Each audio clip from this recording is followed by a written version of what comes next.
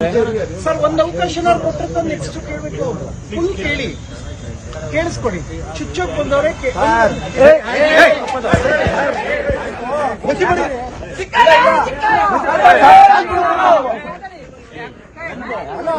ತಪ್ಪು ಮತಿ ಬಳಕೆ ಅವ್ರಿಗೆ ಬಾಬಾ ಸಾಹೇಬ್ರ ಬಗ್ಗೆ ಏನಕ್ಕೆ ಅವಾಳನಕಾರಿ ಯಾವಾಗ ಮಾತಾಡಬೇಕು?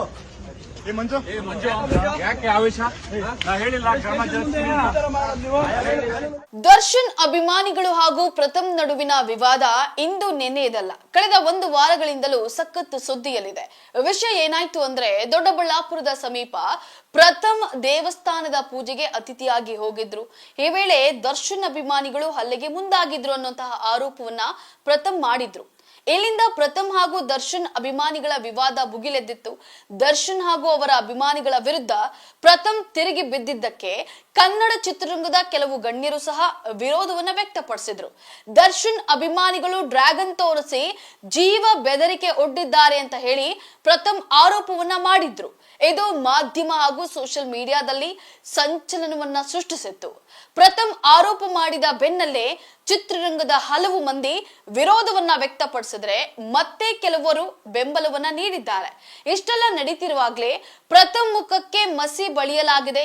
ದೊಡ್ಡಬಳ್ಳಾಪುರದ ಪೊಲೀಸ್ ಠಾಣೆಗೆ ಬಿಗ್ ಬಾಸ್ ಖ್ಯಾತಿಯ ಪ್ರಥಮ್ ವಿಚಾರಣೆಗೆಂದು ಹಾಜರಾಗಿದ್ದಂತಹ ವೇಳೆ ಅವರ ಮುಖಕ್ಕೆ ಮಸಿಯನ್ನ ಬಳಿಯಲಾಗಿದೆ. ಪೊಲೀಸ್ ಠಾಣೆಯ ಮುಂದೆನೆ ಪ್ರಥಮ್ಗೆ ಮಸಿ ಬಳಿದಿದ್ದು ಈಗ ಹಲವರ ಆಕ್ರೋಶಕ್ಕೆ ಎಡೆ ಮಾಡಿಕೊಟ್ಟಿದೆ. ಅಷ್ಟಕ್ಕೂ ಪ್ರಥಮ್ ಮುಖಕ್ಕೆ ಮಸಿ ಬಳಿದಿದ್ದು ಯಾರು?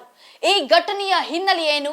ಪ್ರಥಮ್ ಹಾಗೂ ದರ್ಶನ್ ಅಭಿಮಾನಿಗಳ ಪ್ರಕರಣಕ್ಕೆ ಏನಾದ್ರೂ ಸಂಬಂಧವಿದೆಯಾ ಅನ್ನೋದನ್ನ ಹೇಳ್ತೀನಿ, ಸ್ಕಿಪ್ ಮಾಡದೆ ವಿಡಿಯೋ ನೋಡಿ. ಸರ್ ಒಂದು ಅವಕಾಶ ಕೊಟ್ಟಿರ್ತ ನೆಕ್ಸ್ಟ್ ಕೇಳಬೇಕು ಫುಲ್ ಕೇಳಿ ಕೇಳಿಸ್ಕೊಡಿ ಚುಚ್ಚೋಕ್ ಬಂದವರೇ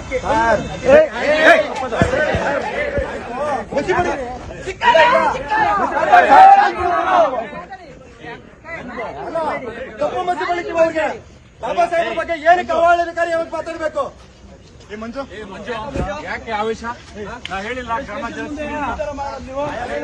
ಹೌದು, ಪ್ರಥಮ್ ಮುಖಕ್ಕೆ ದೊಡ್ಡಬಳ್ಳಾಪುರ ಗ್ರಾಮಾಂತರ ಪೊಲೀಸ್ ಠಾಣೆ ಎದುರೇ ಮಸಿಯನ್ನ ಬಳಿಯಲಾಗಿದೆ. ಅಂಬೇಡ್ಕರ್ ಅವರಿಗೆ ಬಿಗ್ ಬಾಸ್ ಖ್ಯಾತಿಯ ಪ್ರಥಮ್ ಅವಮಾನ ಮಾಡಿದ್ದಾರೆ ಎಂಬ ಕಾರಣವನ್ನ ಇಟ್ಕೊಂಡು ದೊಡ್ಡಬಳ್ಳಾಪುರದ ಪೊಲೀಸ್ ಠಾಣೆಯ ಮುಂದೆ ವಿಚಾರಣೆಗೆ ಬಂದಿದ್ದಂತಹ ಪ್ರಥಮ್ ಮೇಲೆ ಈ ದಲಿತ ಸಂಘಟನೆಯ ಮುಖಂಡರು ಇಂತಹದೊಂದು ಕೆಲಸಕ್ಕೆ ಮುಂದಾಗಿದ್ರು. ದೊಡ್ಡಬಳ್ಳಾಪುರ ಗ್ರಾಮಾಂತರ ಪೊಲೀಸ್ ಠಾಣೆಗೆ ಪ್ರಥಮ್ ವಿಚಾರಣೆಗೆ ಆಗಮಿಸಿದ್ರು. ದರ್ಶನ್ ಅಭಿಮಾನಿಗಳು ಜೀವ ಬೆದರಿಕೆ ಒಡ್ಡಿದ್ದಾರೆಂಬ ಆರೋಪದ ಮೇಲೆ ಪ್ರಥಮ್ ಅವರನ್ನ ಪೊಲೀಸರು ವಿಚಾರಣೆಗೆ ಒಳಪಡಿಸಿದ್ರು. ಹೀಗಾಗಿ ಪೊಲೀಸ್ ಠಾಣೆಗೆ ಆಗಮಿಸಿದ್ರು. ಪೊಲೀಸರ ಎದುರೇ ವಿಚಾರಣೆಗೆ ಹಾಜರಾಗಿ ಪ್ರಥಮ್ ಠಾಣೆಯಿಂದ ಹೊರ ಬರ್ತಿದ್ದಂತೆ ಪ್ರಥಮ್ ಅವರನ್ನ ದಲಿತ ಸಂಘಟನೆಗಳ ಮುಖಂಡರು ಅಡ್ಡಗಟ್ಟಿ ಕ್ಷಮೆ ಕೇಳುವಂತೆ ಪಟ್ಟನ್ನ ಹಿಡಿದ್ರು. ಈ ವೇಳೆ ಪ್ರಥಮ್ ಸ್ಪಷ್ಟನೆ ಕೊಡೋದಕ್ಕೆ ಮುಂದಾದ್ರು. ಆದ್ರೆ ಅದ್ಯಾವುದನ್ನ ಕೇಳುವಷ್ಟು ತಾಳ್ಮೆ ಇರಲಿಲ್ಲ. ಕೂಡಲೇ ಪ್ರಥಮ್ಗೆ ದಲಿತ ಮುಖಂಡರು ಏಕಾಏಕಿ ಮಸಿ ಬಳಿಯಲು ಮುಂದಾದ್ರು. ಆ ವೇಳೆ ದೊಡ್ಡಬಳ್ಳಾಪುರ ಗ್ರಾಮಾಂತರ ಪೊಲೀಸರ ಎದುರೇ ಈ ಘಟನೆ ನಡೆದಿದ್ರು. ಸ್ಥಳದಲ್ಲಿಯೇ ಇದ್ದಂತಹ ಸಿಪಿಐ ಸಾದಿಕ್ ಪಾಷಾ ಕೂಡ ದಲಿತ ನಾಯಕರಿಗೆ ಏನು ಮಾಡಬೇಡಿ ಅಂತ ಹೇಳಿ ಮನವಿಯನ್ನ ಮಾಡಿಕೊಂಡ್ರು. ಇದರ ಹೊರತಾಗಿಯೂ ಪಟ್ಟು ಬಿಡದ ದಲಿತ ಮುಖಂಡರು ಪ್ರಥಮ್ ವಿರುದ್ಧ ಆಕ್ರೋಶವನ್ನ ಹೊರಹಾಕಿದ್ದಾರೆ. ಬಳಿಕ ಮುಖಂಡರೊಬ್ಬರು ಪ್ರಥಮ್ ಮುಖಕ್ಕೆ ಮಸಿಯನ್ನ ಬಳಿದಿದ್ದಾರೆ. ಈ ಘಟನೆಯಿಂದಾಗಿ ದೊಡ್ಡಬಳ್ಳಾಪುರ ಪೊಲೀಸ್ ಠಾಣೆಯ ಮುಂದೆ ಕೆಲ ಕಾಲ ಉದ್ವಿಗ್ನ ವಾತಾವರಣ ಸಹ ಸೃಷ್ಟಿಯಾಗಿತ್ತು. ಈ ಹಿಂದಿನ ಘಟನೆಗಳನ್ನ ನೋಡಿದಾಗ ಪ್ರಥಮ್ ಮತ್ತು ದರ್ಶನ್ ಅಭಿಮಾನಿಗಳ ನಡುವಿನ ವಿವಾದ ಮಾತ್ರವಲ್ಲದೆ ಈ ಪ್ರಕರಣ ಇದೀಗ ಸಾಮಾಜಿಕ ಹಾಗೂ ರಾಜಕೀಯ ಅಂಶಗಳನ್ನ ಸಹ ಹೊತ್ತಿಕೊಂಡಿದೆ. ದರ್ಶನ್ ಅಭಿಮಾನಿಗಳಿಂದ ಬೆದರಿಕೆ ಹಾಗೂ ಪ್ರಥಮ್ ವಿರುದ್ಧ ದಲಿತ ಸಂಘಟನೆಯ ಆಕ್ರೋಶ, ಇವು ಎರಡು ಬೇರೆ ಬೇರೆ ಕಾರಣಗಳಿಂದ ಹುಟ್ಟಿದ್ರು ಸಹ ಸದ್ಯದ ಪರಿಸ್ಥಿತಿಯಲ್ಲಿ ಅವು ಪರಸ್ಪರ ಸಂಪರ್ಕ ಹೊಂದಿರುವಂತೆ ಕಾಣಿಸ್ತಾ ಇದೆ. ಈ ಘಟನೆಯು ಕಾನೂನು ಮತ್ತು ಸಾರ್ವಜನಿಕ ಶಿಸ್ತಿನ ವಿಚಾರದಲ್ಲಿ ಪ್ರಮುಖ ಚರ್ಚೆಗೆ ದಾರಿಯನ್ನ ನೀಡಿದೆ.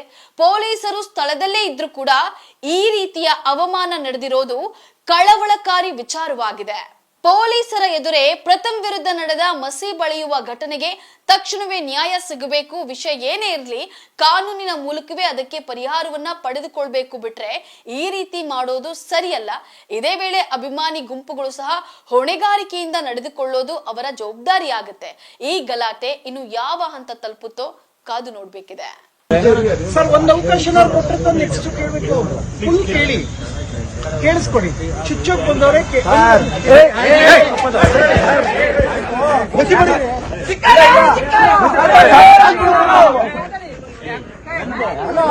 ಕಪ್ಪು ಮಸಿ ಬಳಕೆ ಅವ್ರಿಗೆ ಬಾಬಾ ಸಾಹೇಬ್ರ ಬಗ್ಗೆ ಏನಕ್ಕೆ ಅವಹೇಳನಕಾರಿ ಯಾವಾಗ ಮಾತಾಡಬೇಕು? ಮಂಜು ಯಾಕೆ ಆವೇಶ? ನಾ ಹೇಳಿಲ್ಲ ಕ್ರಮ ಜರುಗಿಸ್ತೀನಿ.